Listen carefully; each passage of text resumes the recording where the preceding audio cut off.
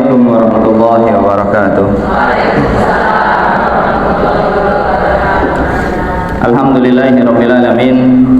Alhamdulillahilladzi khalaqa kulla syai'in faqaddarahu taqdira. Ahmadu ta'ala wa ashkuruh yuyassiru asiran wa yajburu katsiran wa atubu ilaihi wa kana rabbuka basira. Subhanahu wa bihamdihi ja'ala laila wa nahara khilfatan liman arada yadhakkara aw arada syukura. Asyhadu an la ilaha illallah wahdahu la syarika lah wa asyhadu anna nabiyyana Muhammadan abduhu wa rasuluh sallallahu alaihi wasallam wa ala alihi wa sahbihi ajma'in, amma ba'd. Alhamdulillah, segala puji bagi Allah Subhanahu wa taala yang telah memberikan kita semuanya nikmat Islam, nikmat iman, nikmat ihsan, nikmat sehat, nikmat sempat, nikmat bulan Rajab yang sekarang sudah masuk Sya'ban dan masuk Ramadan, serta nikmat-nikmat yang tidak dapat kita hitung satu persatu. Oleh karena itu Allah berfirman, a'udzubillahi minasyaitonirrajim, bismillahirrahmanirrahim, wa in ta'uddu ni'matallahi la tuhsuha. Kalaulah kita menghitung betapa banyak nikmat Allah Subhanahu wa taala yang diberikan kepada kita, niscaya tidak dapat kita menghitungnya, karena terlalu banyak nikmat yang Allah berikan kepada kita. Dalam ayat yang lain Allah berfirman, fa bi ayyi ala'i rabbikuma tukadziban. Maka nikmat mana lagi yang kamu dustakan? Dalam ayat yang lain Allah berfirman, wa amma bi ni'mati rabbika fahaddits. Salawat serta salam kita haturkan kepada Nabi kita Muhammad sallallahu alaihi wasallam yang telah membawa manusia dari zaman jahiliyah, zaman kebodohan, menuju zaman terang-benderang penuh dan ilmu pengetahuan. Semoga kita mendapatkan syafaatnya nanti di hari akhir kelak. Bismillahirrahmanirrahim. Rabbi shrah li sadri wa yassir li amri wahlul 'uqdatam min lisani yafqahu qawli. Subhanaka la ilma lana illa ma 'allamtana innaka antal alimul hakim. Rabbi zidni ilman warzuqni fahman. Niatkan berada di masjid yang indah ini, yang berkah ini.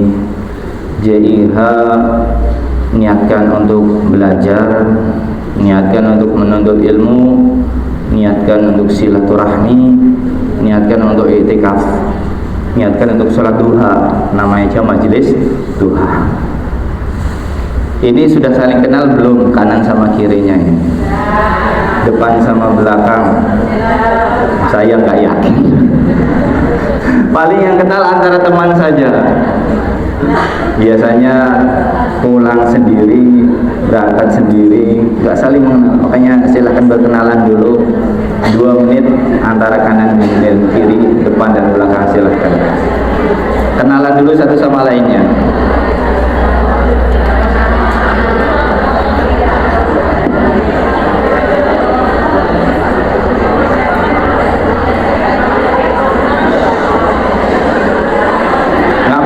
Ribut 2 menit, habis itu diam. Yang penting saling mengenal. Silakan berkenalan dulu. Ada yang datang dari jauh pasti.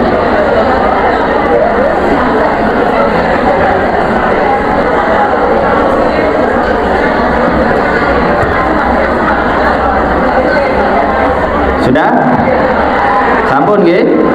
Oke, selesai. Perlu ditanya nggak ya? Insyaallah ya, sudah pada kenal ya? Sudah, ributnya sudah. Insyaallah hari ini saya berada di hadapan orang-orang calon penghuni surga ini. Saya dengar tadi setiap hari ada kajian, insyaallah. Enak sekali, tinggal datang, tamu, duduk, nulis, dengarkan, luar biasa. Wabi ayyi ala'i rabbikuma. Alhamdulillah, hari ini kita akan sama-sama meneladani akhlak Rasulullah SAW. Kita akan mencontoh akhlak yang dibawa Nabi Muhammad SAW. Namun sebelum memulai, saya sangat bangga sama ibu-ibu, sama bunda-bunda, sama uti-uti. Di hari Kamis bisa datang ke sini jam 8 kurang, Masya Allah. Padahal jalanan lagi rame-ramenya, lagi macet-macetnya, kok bisa on time. Itu menandakan antar anak dulu. Iya, yang anak yang cucu itu menandakan kita semua diberikan kemudahan. Namanya taufik sama Allah Subhanahu wa Ta'ala. Nabi Muhammad SAW bersabda, "Man kharaja fi talabil ilmi fahuwa fi sabilillah hatta yarji'a." Barang siapa yang keluar untuk menuntut ilmu, berarti dia sebagai orang fi sabilillah, di jalannya Allah sampai dia pulang. Orang kalau fi sabilillah doanya itu mustajab. Orang kalau fi sabilillah sedang banyak pahala. Makanya nanti di tempat ini jangan hanya kajian saja, namun berdoa, banyak-banyak Dalam riwayat lain Nabi bersabda, "Man salaka tariqan yaltamisu fihi ilman sahalallahu lahu bihi tariqan ila jannah." Siapa yang berjalan untuk menuntut ilmu, maka Allah akan mudahkan jalan baginya menuju ke surga. Jadi pulang dari CIH insya Allah jalan ke surga sudah jelas. Amin ya rabbal. Dalam riwayat lain Nabi bersabda, "Idza matal insanu in qata anhu amaluhu illa min salasatin illa min shadaqatin jariyatin aw ilmin yuntafa'u bi waladin shalihin yad'u lahu."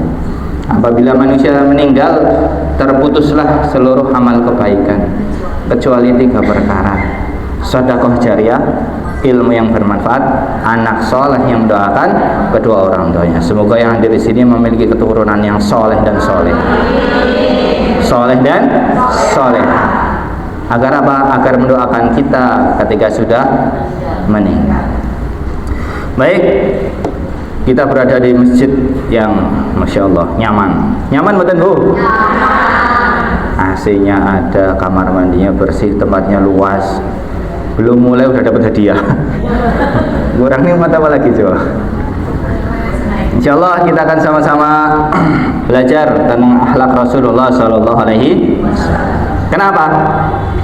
Karena Allah berfirman dalam Al-Quran, dalam surat Al-Ahzab ayat 21, Allah berfirman, "Laqad kana lakum fi Rasulillahi uswatun hasanah." Sesungguhnya ada dalam diri Rasulullah SAW suri tauladan yang baik. Oleh karena itu kita mencari suri tauladan langsung ke Nabi Muhammad SAW. Kenapa Nabi Muhammad? Karena beliaulah kekasihnya Allah. Betul? Karena beliaulah Nabi yang terakhir dan Rasul SAW. Dan beliau yang akan memberikan kita syafaat nanti di hari akhir, hari kiamat. Betul ke? Ada yang diberikan syafaat Nabi Adam? Tidak ada. Nabi Isa, Nabi Musa, ada. Kita mengharap siapa? Nabi Muhammad sallallahu alaihi wasallam. Hanya laqad kana lakum fi Rasulillahi uswatun hasanah. Akhlak apa yang akan kita pelajari? Yang pertama yakni menjaga perasaan orang lain. Ini akhlak pertama yang akan sama-sama kita pelajari. Ruya diriwayatkan suatu hari Nabi Muhammad SAW itu sedang berada di majelis taklim seperti ini, halaqah, bersama para sahabatnya. Ketika itu datanglah seorang miskin, mohon maaf, orang yang secara pendapatan dunianya ini kurang malah, datang ke majelis Nabi dan membawa buah anggur. Ketika membawa buah anggur, memberikannya kepada Nabi Muhammad SAW. Ketika di hadapan beliau, diambil dengan tangan kanan, mengucap Bismillah, dimakan. Ini menandakan kalau makan sesuatu menggunakan tangan kanan, kemudian membaca Bismillahirrahmanirrahim. Vitamin Allah mubarik lana. Setelah dimakan 1, 2, 3, padahal mangguknya itu, anggurnya itu 1 mangkok, bukan 1 mangkok Jogja, nggih. 1 mangkok Saudi itu agak besar, hampir seukuran 1 mut itu. Banyak sekali anggurnya. Dimakan satu. Orang miskin tadi yang memberikan anggur ini senang. Alhamdulillah. anggur saya dimakan oleh Rasulullah Shallallahu Alaihi Wasallam. Di situ ada sahabat, ada Abu Bakar, Umar, Utsman, Ali dan sahabat yang lainnya. Dalam hati mereka, insya Allah sebentar lagi kita akan makan anggur. Kenapa? Karena Nabi suka berbagi. Betul? Apalagi nanti di bulan Ramadan, Masya Allah lebih baik amalnya bagikan angin yang berhembus. Sering sekali Nabi beramal itu. Ketika itu anggurnya dimakan, sampai Umar, kok saya nggak dapat ya, tinggal setengah lagi dimakan terus, sambil tertawa tersenyum. Dan orang miskin itu melihat Nabi, Insya Allah Rasul Nabi Muhammad mau memakan anggur pemberian dari aku orang miskin dan mau dimakan. Kemudian dimakan habis, tak tersisa sama sekali. Kemudian orang miskin itu pulang. Setelah pulang, Nabi Muhammad SAW bertanya kepada para sahabatnya, wahai sahabatku, tahukah kenapa aku tidak membagikan anggur ini kepada kalian? Biasanya aku suka berbagi, tapi kali ini aku melahap habis semua anggurnya. Para sahabat diam, nggak ada yang bisa menjawab, entah kenapa. Lalu Nabi menjawab, anggurnya aku makan ini rasanya asam. Anggur yang aku makan rasanya asam, kecut, nggak manis. Oleh karena itu aku tidak memberikan ini kepada kalian. Apabila anggur ini aku bagikan kepada engkau Umar atau para sahabat yang lain, pasti akan mencela, menghina orang miskin itu tadi. Bayangkan sudah miskin, dicela, dihina, dicaci maki, wah sudah sakit tambah sakit. Makanya aku tidak memberikan kepada kalian biar aku yang mau makan, dan kelihatannya enak tuh. Itulah bagaimana Nabi Muhammad SAW menjaga perasaan orang lain. Bayangkan saja kalau kita makan atau diberikan makanan sama orang lain, atau makan di warung Padang lah. Ketika makan harusnya rasanya gurih, asin. Lah ini kok rasanya pedes. Apa yang kita lakukan? Ya nggak marah-marah, protes, minta ganti. Betul kan? Nah, ya. Apalagi kita kalau mesen di warung makan yang besar, yang harusnya rasanya itu perfect, namun kok seperti ini ya. Tapi apa yang dilakukan Nabi Muhammad SAW? Hanya tersenyum dan memakannya sampai habis. Apa pelajaran yang kita ambil? Bagaimana Nabi menjaga perasaan orang miskin, orang lain tadi loh. Orang lain saja dijaga perasaannya, apalagi suaminya, apalagi istrinya, apalagi anaknya, apalagi cucunya, apalagi semuanya. Ini bagaimana akhlak, ketinggian sopan santun adab Rasulullah Sallallahu Alaihi Wasallam. Makanya Nabi bersabda, wa inna fil jasadi mudghah, idza salahat salahal jasadu kulluhu, wa idza fasadat fasadal jasadu kulluhu, ala wahyal qalbu. Sesungguhnya dalam tubuh manusia itu terdapat satu gumpal daging. Apabila daging ini baik, baiklah semua amal perbuatan. Dan apabila daging ini buruk, buruklah seluruh amal perbuatan. Di mana daging itu terletak di dalam hati, di dalam perasaan. Makanya perasaan ini begitu tinggi derajatnya dalam Islam. Jadi apabila hati kita bersih, hati kita baik, pasti seluruh amal perbuatan baik. Tapi apabila hati kotor, seluruh amal perbuatan itu kotor. Mohon maaf, seperti gelas yang ada di depan saya ini. Apa isinya? Air putih, betul? Saya tuangkan, yang keluar jadinya apa?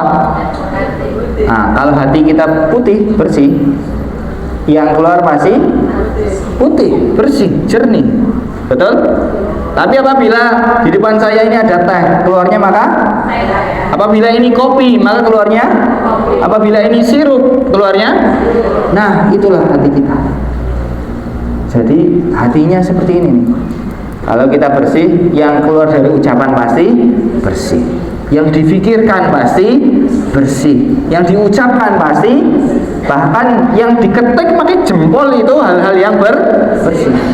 Tapi mohon maaf, apabila ininya kotor, ininya keruh, yang diucapkan sesuatu yang keruh, kotor, yang dipikirkan, yang dilakukan, bahkan yang diketik,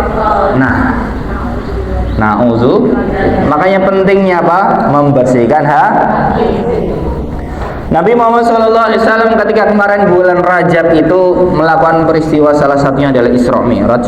Sebelum Nabi naik ke Sidratul Muntaha, sebelum Nabi menghadap ke Allah, Nabi itu bertemu dua orang. Dikira itu manusia biasa, ternyata malaikat Jibril dan Israel. Ketika bertemu malaikat, letaknya di samping sumur Zam-Zam. Di samping sumur Zam-Zam itu datanglah dua orang yang tiba-tiba langsung mengangkat Nabi, mohon maaf, langsung membelah dadanya, mengeluarkan hatinya. Disiram dengan air Zam-Zam, dibersihkan, dikasih iman, dikasih hikmah, baru ditutup kembali. Bayangkan 1400 tahun yang lalu, rumah sakit mana yang bisa ngoperasi langsung ditutup kembali, nggak ada bekas, nggak ada. 1004 bahkan belum ada obat bius malah itu, tapi Nabi bisa. Itu menandakan apa? Sebelum sholat ini diturunkan, bersihkan hatinya dulu. Betul? Sama seperti kita mau sholat, apa yang kita lakukan? Wudhu itu membersihkan tubuh kita, betul kan? Tangan kita, mulut kita, wajah kita, mata kita, telinga kita, hidung, itu semua menandakan apa? Apabila mau menghadap ke Allah harus suci, harus bersih, betul? Oleh karena itu Allah berfirman dalam surat Asy-Syu'ara ayat 87 sampai 89. A'udzubillahi minasyaitonirrajim. Wala tukhzini yauma yub'atsun. Yauma la yanfa'u malu wala banun illa man atallaha biqalbin salim. Ya Allah, janganlah engkau hinakan aku pada hari nanti dibangkitkan. Jadi nanti ketika kita semua dibangkitkan, ada orang-orang yang terhina, ada orang-orang yang sedih, ada orang-orang yang menangis. Naudzubillah. Kenapa? Bekal amalannya masih kurang, sangune rasanya kurang. Yauma la yanfa'u malu wala banun. Hari itu harta, anak, istri sudah tidak berguna. Illa man atallaha biqalbin salim, kecuali menghadap Allah dengan hati yang bersih, hati yang suci. Kembali ke ayat 87, wala tukhzini yauma yub'atsun. Ya Allah, jangan Engkau hinakan aku di hari berbangkit nanti. Sekarang kita berada di tahun 2026. 100 tahun lagi berapa, Bu? 2126. Ayo, kita di mana, Bu? Amin. Ada yang sudah di. Apakah ada yang bisa menjamin jenengan masih di Yogyakarta? Apakah ada yang menjamin jenengan masih di Magelang, di Wonosobo, di Banjarnegara? Bahkan di dunia kita udah nggak yakin, Ustaz. Betul kan? Umur kita entah kapan habis. Oleh karena itu sama-sama kita menabung amal kebaikan, banyak-banyak beramal soleh. Yang bisanya sedekah-sedekahlah, yang bisa mengaji-ngajilah, yang bisa tilawah-tilawahlah, yang bisa zikir-zikirlah, yang bisa ngaji, iktikaf, silahkan berbuat amal soleh sesuai dengan kemampuan kita, sesuai dengan kekuatan kita. La yukallifullahu nafsan illa wus'aha. Yauma la yanfa'u malu wala banun. Ketika kita dibangkitkan nanti, harta udah nggak berguna. Kalau bahasa modernnya, harta, tahta, wanita, anggota, KTA, KTP, KTA, udah nggak berguna sama sekali. Di dunia mungkin itu berguna, di dunia. Tapi ketika nanti di hari akhir, pertanyaannya man rabbuka? Saya anggotanya dia. Man rabbuka? Man nabiyuka? Harus bisa menjawab man rabbuka? Allah. Man nabiyuka? Siapa nabimu? Nabi Muhammad sallallahu alaihi wasallam. Apa agamamu? Ma dinuka? Illa man atallaha biqalbin salim, kecuali menghadap Allah dengan hati yang bersih, hati yang suci, hati yang bersih, hati yang suci. Ini hati yang bersih dan suci ini yang tidak ada syahwat, nggak ada syubhat. Di mana kita dapat mendapatkannya di surat Luqman. Surat Luqman itu di Al-Quran juz 21, surat ke-31. ayat 13 sampai 19. Allah berfirman, a'udzubillahi minasyaitonirrajim. Wa idz qala Luqmanu libnihi wa huwa ya'iduhu ya bunayya la tusyrik billah innasyirka la zulmun 'azim. Wa wasaynal insana biwalidayhi hamalathu ummuhu wahnan ala wahnin wa fisaluhu fi 'amaini anishkur li wa liwalidayka ilayyal masir. Wa in jahadaka ala an tusyrika bi ma laysa laka bi ilmun fala tuti'huma wa sahibuhuma fid dunya ma'rufa wattabi' sabila man anaba ilayya thumma ilayya marji'ukum fa unabbi'ukum bima kuntum ta'malun. Ya bunayya inna indakum mithqala habatin min khardalin fatakun fi sakhratin aw fis samawati aw fil ardi ya'ti biha Allah innallaha latifun khabir. Sampai ayat 19. Di sini bagaimana Luqman ini, mohon maaf, dia kerjanya menggembala kambing. Kerjanya Luqman apa? Gembala kambing. Kalau di Jogja orang gembala kambing gimana pandangan masyarakat? Nah, ada yang memandang rendah, ada yang memandang nggak punya, betul nggak? Namanya menggembala berarti bukan kambingnya dia. Tugasnya hanya gembala. Kayak petani, nggak semua petani punya tanah, bisa saja dia yang menggarap sawah, betul ya? Luqman ini orangnya hitam luar biasa. Hitamnya lebih hitam dari peci saya. Mohon maaf. Luqman orangnya hitam, tapi lebih hitam dari peci saya. Dari kerudung yang jiran pakai yang hitam, dari pakaian yang pakai orang yang hitam. Dia keturunan dari Afrika, hitam memang. Kakinya lebar, bibirnya tebal, ya orang Afrika lah, biasalah tinggi-tinggi lah. Kerjanya hanya gembala kambing. Namun kenapa Luqman diabadikan namanya di dalam Al-Quran ini? Betul? Kenapa sih Luqman? Kenapa bukan Rahman? Kenapa bukan Agung? Kenapa bukan Agus?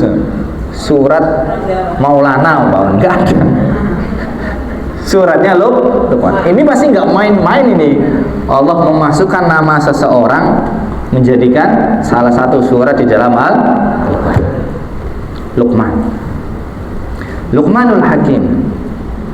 Suatu ketika, ya namanya gembala kambing, dia membawa kambingnya ke bukan padang pasir, tempat menggembala yang banyak rumputnya. Ini ada dalam tafsir Ibnu Katsir surat Al-Luqman. Ketika itu Luqman menggembala, namanya gembala biasanya sama temannya, sama-sama menggembala. Pagi gembala, siang ngasih minum, sore pulang. Dah kerjanya gitu aja. Tapi yang menarik, setiap sore tamunya itu datang terus ke rumah. Nggak habis-habis. Datang satu keluar lagi sampai malam. Ngapain? Konsultasi syariah.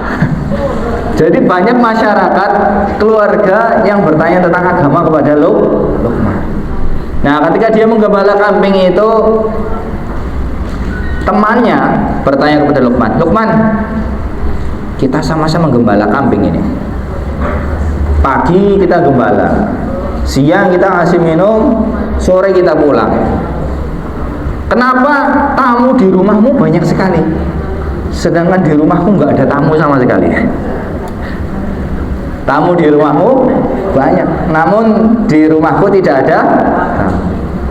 Namanya tamu datang ke rumah konsultasi tidak mungkin dengan tangan kosong, pasti membawa tentengan ya.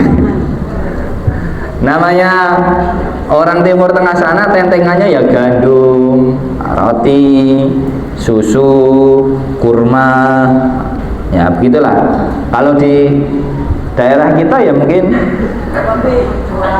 minyak, telur, teh, kopi.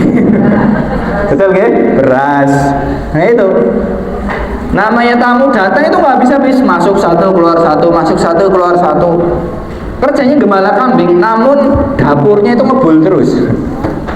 Jadi ada aja makanan di rumahnya, bahkan sampai kebanyakan. Temannya bertanya, "Luqman, Sama-sama gembala kami, kok tamu di rumah kamu banyak sekali ya? Luqman menjawab, wahai sahabatku, bisa saja aku mengamalkan amalan yang tidak kamu amalkan. Apa itu Luqman? Kelihatannya kamu biasa saja, pagi kita ambil kambing, siang kita ngasih minum kambing, sore, nah itu aku nggak tahu. Nah disitulah. Ketahuilah sahabatku, sesungguhnya aku memiliki satu amalan yang belum tentu kamu amalkan. Apa itu? Tidak ikut campur urusan orang lain. Amalannya Luqman apa? Tidak ikut campur urusan orang. Bahasa modernnya apa Bu? Kepo. Kepo. Jangan jadi orang yang suka kepo. Ini amalannya Luqman. Jadi dia nggak mau ikut campur sama urusannya orang lain. Dan yang kedua, amalan dia itu jujur. Dia selalu berkata apa adanya, tidak membuat-buat. Suatu ketika Luqman itu dipanggil oleh yang punya kambing. Hai Luqman, ada apa? Tuanku, ambillah satu kambingku yang paling bagus. Diambillah satu kambing yang paling bagus, gagah tinggi, susunya banyak. Sembelihlah. Disembelih Tuan? Iya sembelih. Disembelih. Mungkin kalau di daerah kita kambingnya ini seperti etawa. Etawa yang tinggi, yang susunya banyak, dagingnya enak, harganya otomatis tinggi. Kalau kita korban etawa ya lumayan gitu. Iyalah, iPhone lah paling. Lah, satu kambing ini ketika disembelih, set. Sudah tuanku, keluarkanlah anggota tubuh yang paling baik. Kita kalau nyembelih kambing di hari kurban pasti yang kita ambil apa? Daging, paha, betul ya? Yang suka kepala ambil kepala, yang suka kaki ambil kaki. Tapi apa yang diambil Luqman? Ternyata yang diambil adalah lidah. Yang diambil? Yang kedua, hati. Yang kedua, hati. Bingung tuannya. Oh, jadi menurutmu yang paling bagus adalah lidah dan hati Luqman? Ya tuanku. Ya sudah, masaklah. Dimasak. Keesokan harinya dipanggil lagi. Luqman, ambil satu kambingku yang paling bagus. Ambil lagi tuan. Ambil yang paling bagus. Kemarin sudah, lagi diambil satu lagi. Yang gede, gagah, putih, susunya banyak, dagingnya banyak. Jadi kakinya kayak nggak kelihatan. Saking banyaknya daging. Diambil lalu disembelih lagi. Bismillahirrahmanirrahim. Setelah disembelih, hai Luqman, ambil sekarang anggota tubuh kambing yang paling buruk. Yang paling buruk tuan? Iya. Kita kalau ambil yang paling buruk ya mungkin jeroan gitu, mohon maaf, dan lain-lain lah gitu. Tapi apa yang diambil Luqman? Yang diambil Luqman pertama adalah lidah. Luqman mengambil lidah. Cek. Apanya? Lidahnya kembali. Satu lagi Luqman, apa yang ingin kamu ambil? Diambil hatinya lagi. Kemarin kamu mengambil lidah dan hati. Sekarang kamu juga mengambil lidah dan hati. Apa maksudmu Luqman? Aku sama sekali nggak paham. Izin tuanku untuk menjelaskan. Sesungguhnya dalam lidah dan hati ini terdapat seluruh perkara kebaikan. Sesungguhnya tidak ada anggota badan yang lebih baik daripada keduanya jika keduanya baik, dan tidak ada anggota tubuh yang lebih buruk dari keduanya apabila keduanya buruk. Jadi apabila lidah digunakan untuk zikir, lidah digunakan untuk ngaji, zikir, lidah digunakan untuk istighfar, lidah digunakan untuk sholawat, lidah digunakan untuk hal-hal kebaikan, maka lidah itu menjadi anggota tubuh yang paling baik. Lalu bagaimana dengan hati Luqman? Hati apabila penuh syukur, hati penuh syukur, sabar, hatinya itu tidak pernah iri sama rezeki orang lain, maka dia menjadi anggota tubuh yang paling baik. Lalu hari ini kamu mengeluarkan lidah dan nanti juga Luqman, dan itu anggota yang paling buruk. Apabila lidah digunakan untuk memfitnah, digunakan untuk memfitnah, mencaci, menghina, merendahkan orang lain, maka itu menjadi anggota tubuh yang paling buruk. Diam tuannya.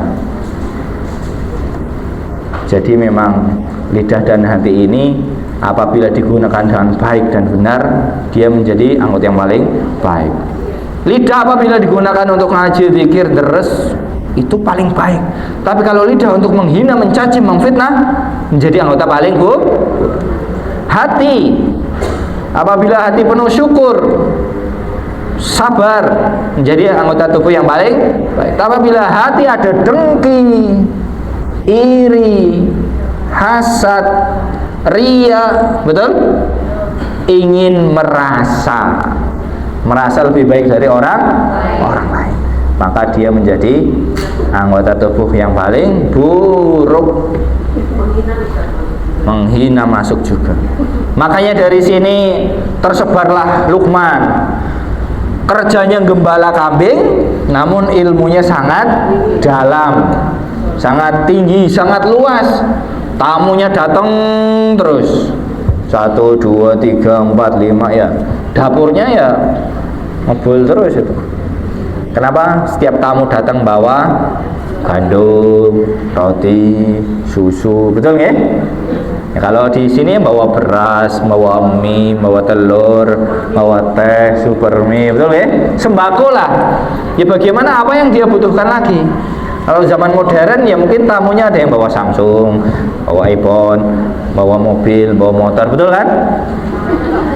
Oleh karena itu, jadi amanah Luqman apa ini? Tidak mau ikut campur urusan orang. Cukuplah kita disibukkan dengan urusan kita sendiri. Nggak usah ngurusi urusan orang. Terkadang kita melihat semut di pulau seberang itu kelihatan, namun gajah di depan mata enggak. Iya. Jadi terkadang kalau jauh itu kita kali, tapi kalau besar di depan kita tidak. Itulah. Oleh karena itu Luqmanul Hakim ini orang hitam ya. Namun ada dua orang hitam yang Allah muliakan. Hitam loh, gitu. Yang pertama Bilal bin Rabah. Bilal masih hidup di dunia, sandalnya sudah terdengar, Masya Allah. Kita sandalnya masih di JIhan, gitu. Masih di rumah, sandalnya, sepatunya, betul gitu? Lah itu masih hidup, tapi Nabi sudah bersabda, aku mendengar terompahmu, aku mendengar sandalmu sudah berada di surga. Masya Allah. Apa amalan Bilal ini? Selain azan, Bilal itu mengamalkan sholat sunnah wudu. Jadi kalau habis wudu itu sholat 2 rakaat. Ini istiqomah.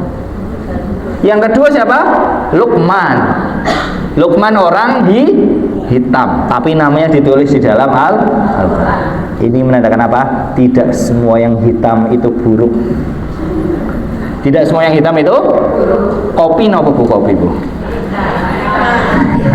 Pahit nggih? Warnanya apa? Hitam kebanyakan. Tapi habis minum kopi, apakah tambah hitam? Cerah nggih? Padang. Itu kopi. Jenengan kertas Ka'bah Bu. Ka'bah di Masjidil Haram sana, apa warnanya Ka'bah itu? Hitam. Apakah tahun ini Ka'bahnya berubah jadi kuning? Enggak akan. Atau jadi pink? Enggak akan. Ka'bah itu warnanya hitam. Bahkan di Ka'bah itu ada batu. Batu yang dicium oleh jutaan manusia disebut Hajar Aswad. Apa warnanya? Hitam lagi. Itu menandakan tidak semua yang hitam itu bu. Don't judge from the cover. Jangan melihat sesuatu dari penampilan lu. Jangan, hati-hati. Terkadang penampilan luar itu menipu. Ya apa tidak? Makanya Luqmanul Hakim Dari luar tamat gelap. Jadi kalau tersenyum kelihatan apanya, Bu? Maaf. Lukman itu kalau senyum gantengnya malah. Kelihatan apa? Putih giginya, tapi juga putih hatinya. Itu Luqmanul Hakim. Apakah selesai di sini? Tidak. Ada salah satu kisah yang kami bawa dari Imam Al-Ajuri. Ini ketika Khalifah Harun Ar-Rasyid. Jadi ketika Khalifah Harun Ar-Rasyid itu ada seorang anak muda, sangat muda, mungkin masih anak-anak malah. Umurnya baru masuk ke 17 tahun. Kalau di sini 17 tahun itu berarti SMA lah, kelas 2 lah. Anak 17 tahun masih muda di zamannya Harun Ar-Rasyid itu sudah berada di pasar. Ngapain? Bukan jualan, mencari pekerjaan. Bukan jualan, karena dia nggak punya sesuatu untuk dijual. Dia mencari pekerjaan. Dan mencari pekerjaan yang dia pilih adalah kuli panggul. Kenapa? Mohon maaf, tidak niat menurunkan derajat orang kuli panggul. Jadi apabila ada beras dipanggul di bawah, ada salak, ada gandum, ada kelapa, apa aja lah, yang bisa dipanggul dia panggul. Nah, di samping itu ada saudagar kaya raya yang rumahnya besar, kebun kurmanya banyak, terkenal juga, bernama Abdurrahman bin Faraj. Abdurrahman bin Faraj ini sudah kaya raya, saking bingung uangnya ditaruh kemana, dia suka membagi-bagikan. Nah, Abdurrahman bin Faraj ini suatu hari dia ke pasar mencari mana yang siap kerja sama aku. Ketika sampai di pasar, ya otomatis yang dicari yang badan yang gede, gagah, koker, berotot. Biar apa? Biar ngangkutnya bisa banyak. Namanya kuli panggul. Tapi ketika memilih itu, di belakang pojok ada anak kecil. Namanya Nafi bin Abdurrahman. Umurnya baru 17 tahun. Hei nak, kenapa kamu di sini? Kenapa kamu bekerja nggak belajar? Seumuranmu, teman-temanmu ini sudah pada belajar. Kok kamu malah bekerja di pasar? Mencari pekerjaan. Apa jawabannya? Aku ingin mencari rezeki yang halal. Insya Allah, luar biasa. Anak 17 tahun loh, okay? Nah, anak sekarang jawabannya apa, Bu?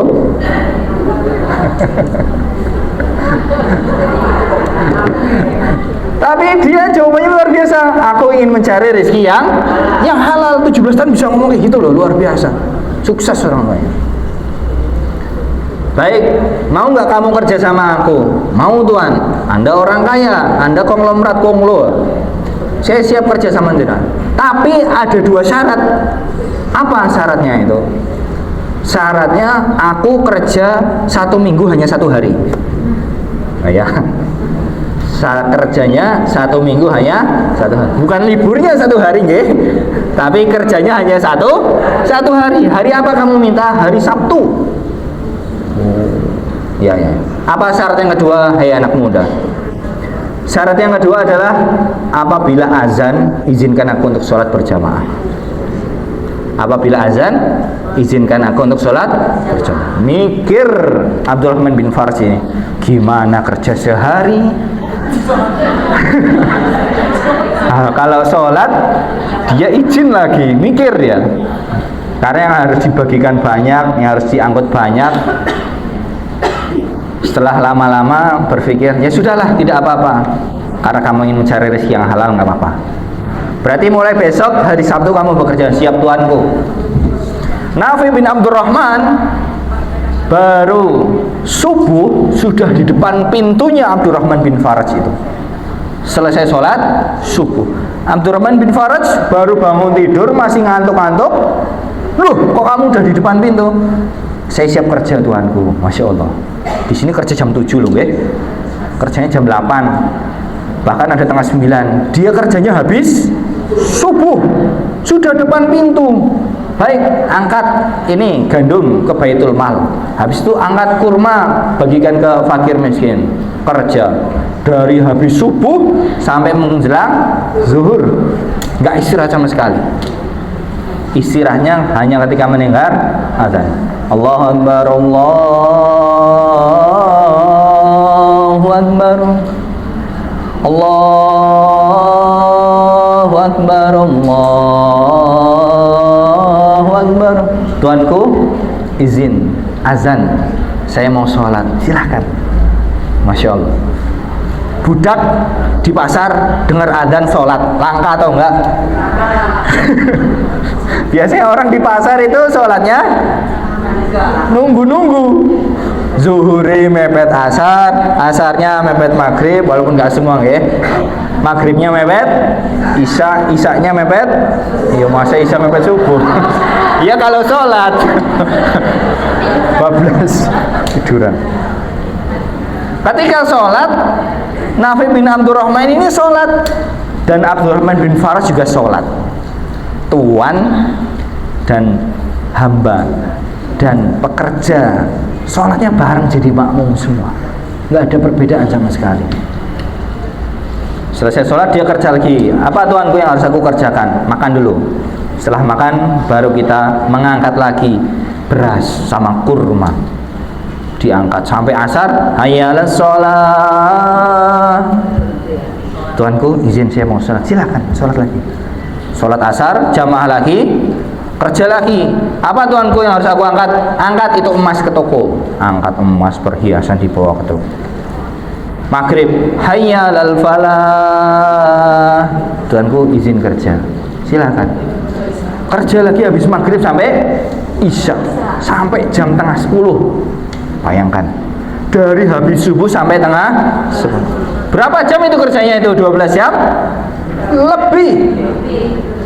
Tengah 5 sampai tengah 10. Istirahatnya hanya ketika waktu sholat. Wah, Abdurrahman bin Farad senang. Saya senang kalau ada pekerja kayak gini. Memang kerjanya 1 hari tapi bagaikan kerja 6 hari. Kerjanya sehari, tapi kalau dibagi itu kayak kerjaannya untuk 6 hari. 1 hari buat kurma, 1 hari buat emas, 1 hari buat gandum, 1 hari buat beras. Itu diselesaikan dalam waktu satu hari. Ya nggak masalah. Kamu kerja sehari nggak masalah. Pertanyaan kedua, kalau sudah senang, mau minta gaji berapa? Insya Allah. Mau minta gaji, langsung ditanyakan. Dia hanya minta 1/6 dirham. Kalau dirupiahkan 600.000 lah. 600. Enggak mau minta lebih. Enggak, itu cukup bagiku. Ya sudah, dikasihkan 1/6 dirham. Pulanglah dia istirahat. Abdurrahman bin Farad subuh-subuh bangun. Mana Nafi'ku enggak ada ya? Oh iya, dia kerjanya hanya satu hari. Ke pasar lagi nyari orang lain buat menyelesaikan pekerjaan di hari itu. Sebenarnya udah nggak ada pekerjaan, namun biar tahu apa iya Nafi nggak kerja. Ketika ke pasar dicari, ternyata nggak ada, memang nggak ada. Bu, tahu anak muda namanya Nafi? Oh, Nafi yang kecil kemarin ya. Dia belajar di masjid. Belajar di sama siapa? Itu sama syekh besar. Dilihat ke masjid, belajar fikih. Hari Ahad belajar fikih. Cari, ayo bu kerja sama saya, mau pak kerja, ngangkat. Hari Senin mencari lagi. Mana Nafi ini? Pak, tahu Nafi pak? Tahu. Di mana Nafi? Nafi kalau hari Senin belajar di musola, belajar tafsir.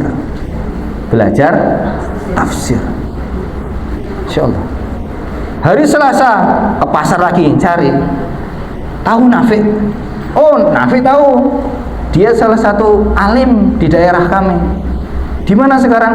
Lagi belajar hadis sama ulama. Luar biasa. Ahad, Senin, Selasa, Rabu, Kamis, Jumat, 6 hari digunakan untuk belajar. 6 hari digunakan untuk menuntut ilmu. Untuk dunianya hanya 1 hari. Hari apa itu? Sabtu. Sabtu hanya digunakan untuk kuliah panggul. 6 hari yang digunakan untuk belajar hadis, fikih, tafsir, akidah, semua digunakan untuk belajar. Ini kalau kita kan kebalikan, nggih. Mohon maaf, nggih. Nah, faktanya seperti itu. Mungkin ada yang 6 hari, ada yang 5 hari belajar. Namun kebanyakan paling cuma diambil sehari. Ini kebalik. Nafi 6 hari digunakan untuk belajar dan 1 hari untuk kerja. 1/6 dirham itu digunakan untuk beli roti toktil. Roti 600.000, 1/6 dirham hanya dapat 6 roti. Kayak yang pernah umrah tahu roti yang besar. Nah itu roti yang besar tapi yang ada isinya. Itu namanya ish, bukan yang tipis lah, yang besar. Itu kalau dibiarkan 2 jam saja bisa buat melempar kucing itu. Kenapa Ustaz? Udah kayak kayu. Roti udah keras itu. Dan dia langsung beli 6-6-nya itu. Keras luar biasa. Kalau mau makan dicelupkan ke air dulu. Dicelupkan ke biar apa? Biar empuk. Baru disobek, dimakan. Bayangkan sebulan makannya kayak gitu, nggak ada lauk, nggak ada sayur. Umur berapa? 17 tahun. Sekarang anak 17 tahun sekarang gimana? Kalau nggak ayam, kalau nggak daging, kalau nggak steak, betul nggak? Belum lagi sayurnya, belum lagi jusnya, belum lagi, walah. Ini 17, itu pun uangnya dari kita. Ini dia kerja sendiri, pakai keringat sendiri untuk membeli makanan sendiri. Luar biasa. Hari Sabtu dia kerja lagi, habis subuh udah depan pintu. Hai tuanku, Masya Allah. Sudah sholat kamu? Sudah. Apa yang ingin saya kerjakan hari ini? Oh banyak Lukman. Lukman, Nafi, hari ini kamu angkat itu garam-garam. Oh garam itu berat loh, hampir seperti pasir. Angkat garam-garam jual di pasar. Selanjutnya angkat itu gula. Habis itu angkat itu madu. Masya Allah, madu itu berat. Diangkat-angkat, dipanggul, jangan nggak pakai alat sama sekali. Kerja sampai duhur, hayyalah sholat.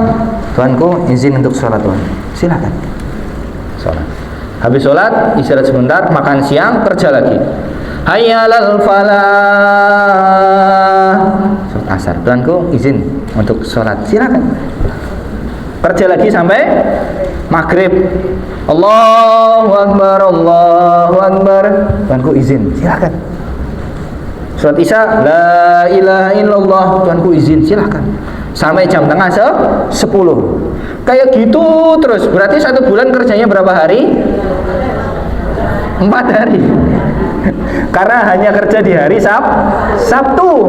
Hari Senin dia belajar hadis, hari Selasa, hari Rabu, hari Kamis, hari Jumat, hari Ahad dia belajar. Jadi kerjanya hanya 4 hari. Dan lagi-lagi ketika beli makanan yang dibeli hanya roti.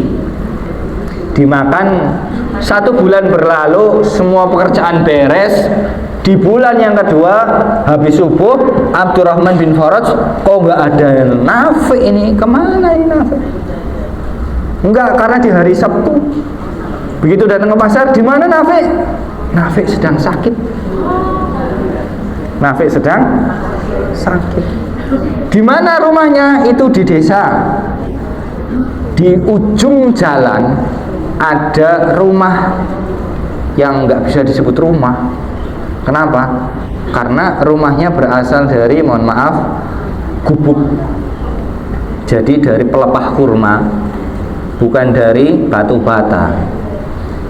Di sana rumahnya iya. Kemudian Abdurrahman bin Faraj datang ke rumahnya, ketok pintu. Assalamualaikum. Waalaikumsalam. Nafi, ini aku Abdullah. Oh silahkan masuk tuan. Aku nggak bisa buka pintu. Aku nggak bisa buka pintu. Ketika masuk kaget. Ternyata Nafi tiduran di atas, nggak punya kasur, pelepah kurma. Jadi yang pernah lihat di Museum Nabawi itu ada rumah Nabi itu dari pelepah kurma, di sambut jadilah seperti kasur. Bagaimana keadaanmu Nafi? Nggak tahu tuan, badanku pegel semua. Lah iya, sebulan ngangkut badanku pegel semua. Karena nggak pernah dia sebenarnya kerja gitu. Cuma yang terdetik di otaknya ya, sebenarnya saya dapat makan, dapat kerja. Aku sudah lemas Tuhan. Ketika itu ketika nggeser, bantalnya kelihatan. Mohon maaf, bantalnya warnanya merah, batu bata. Apa bantalnya? Batu bata yang dilipat sama pelepah kurma. Sangat gak punya apa-apa ini orang ini, melas temen. Bantal kita apa Bu? Mereknya apa ini? Kasurnya apa nih? Mentul-mentul nggak ini? Ini nggak punya kasur, nggak punya bantal. Habis itu, kamu sudah berapa hari? 2 hari ini Tuhan. Oh 2 hari ini, iya. Kemudian nggak lama Nafi berkata, maaf Tuhan, tamunya sudah datang. Siapa tamunya? Aku tamu itu di atas Tuhan. Malaikat Israel. Dia mau dicabut nyawa. Umurnya baru 17.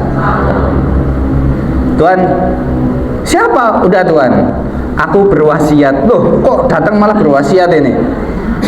Apabila aku meninggal nanti, ambil barang di saku kiriku.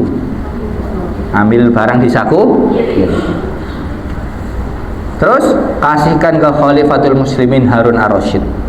Dikasihkan ke Harun Ar-Rasyid. Ya, siap.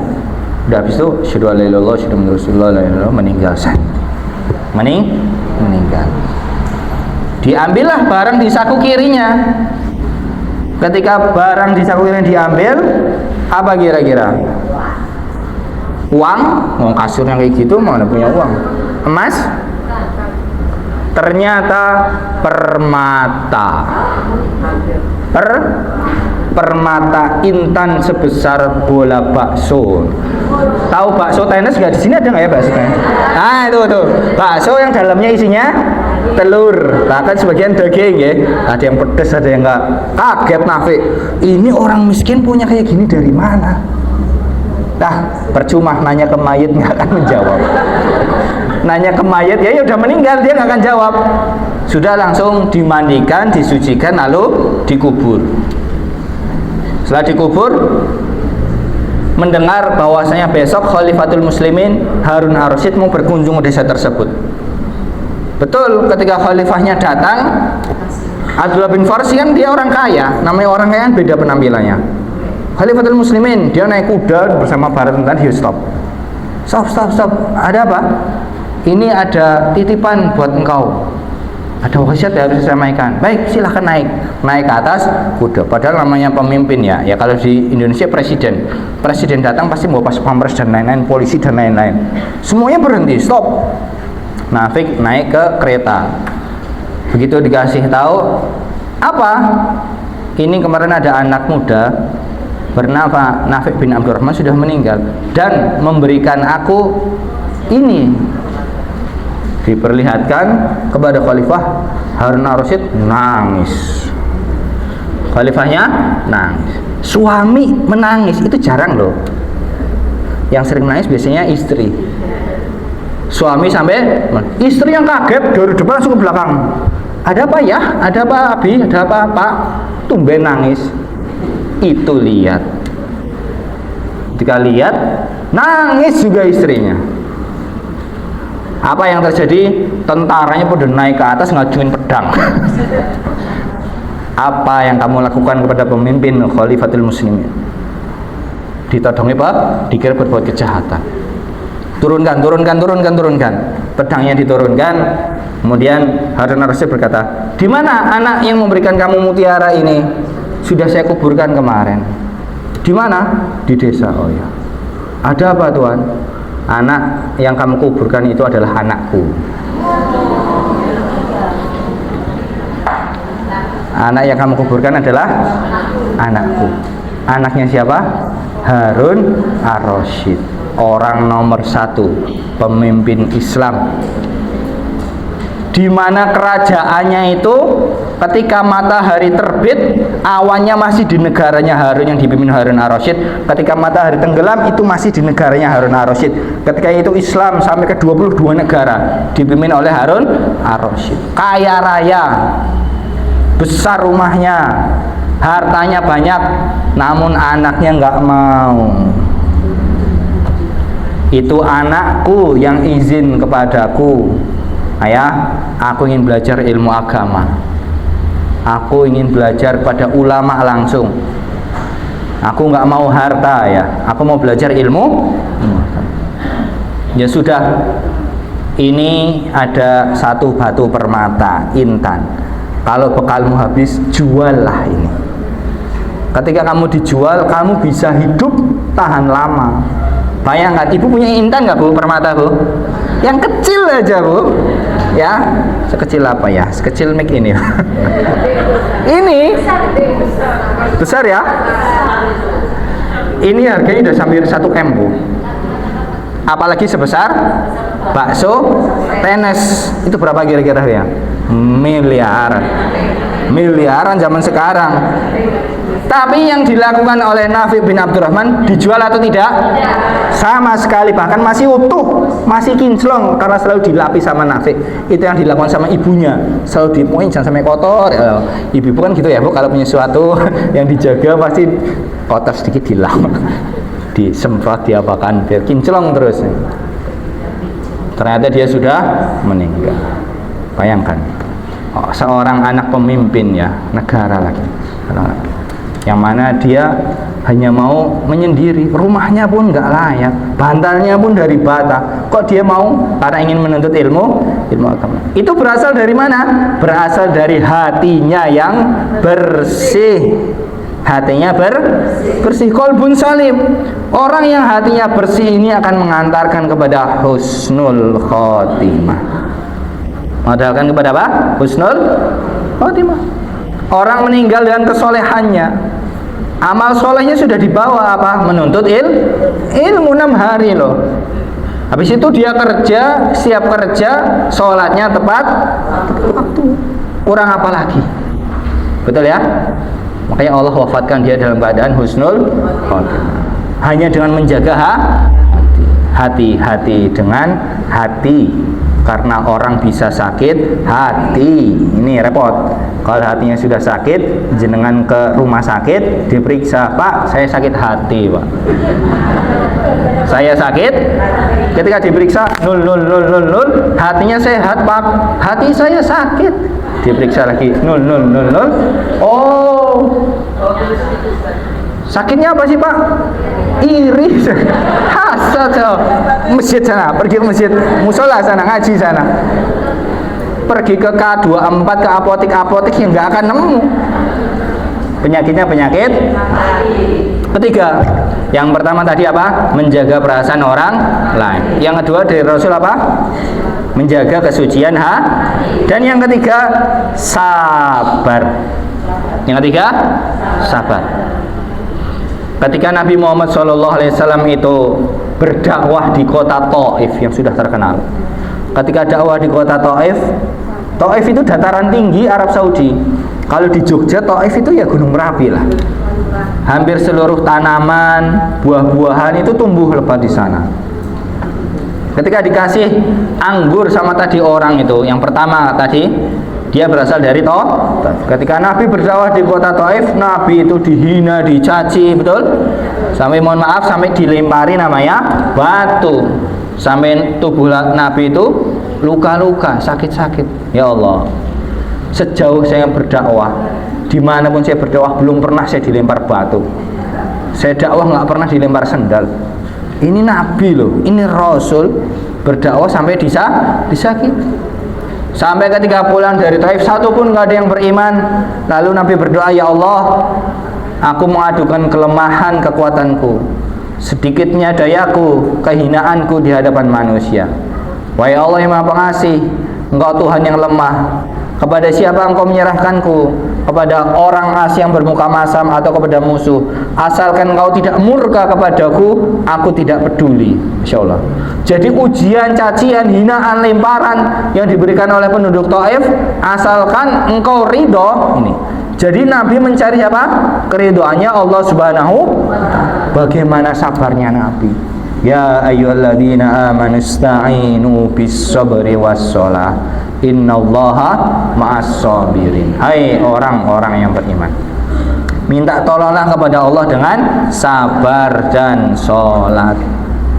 Ketika Nabi dihina, dicaci, Nabi hanya sabar, tidak membalas.